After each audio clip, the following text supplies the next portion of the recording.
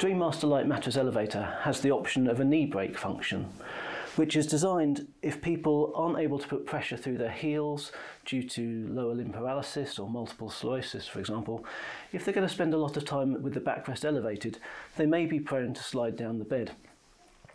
With the knee brake function, it allows the knees to be brought up first before the backrest is elevated, putting them into a seated position to try and help them remain in the correct part of the bed.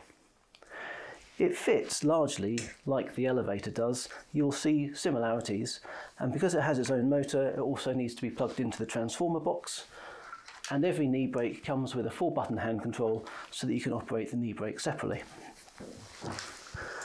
The long cable will need to be taken under the knee brake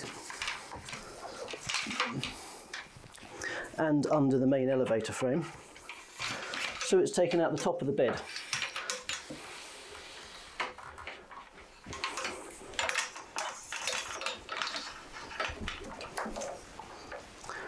The knee brake has a black plug. The one socket on the transformer that doesn't have a label on is identified for the knee brake. And then the 4-button hand control has a white plug which will plug into the central socket. The knee brake can either be fitted at the time of the initial installation, or the knee brake can be fitted afterwards, in which case you would need to take out the 2-button hand control and plug in the 4-button hand control instead. In the same way as just with a standard installation, you would need to put the strain release strap in place just to stop the cables being pulled out. And I'll just illustrate, the backrest can be operated separately from the knee brake function.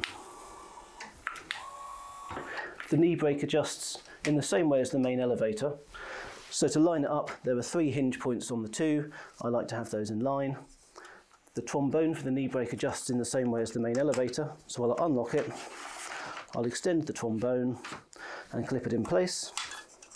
Again, just make sure it's locked in, and doing the same thing on the other side, I'll unlock, extend, slide it into place, and then make sure the trombone is locked in place.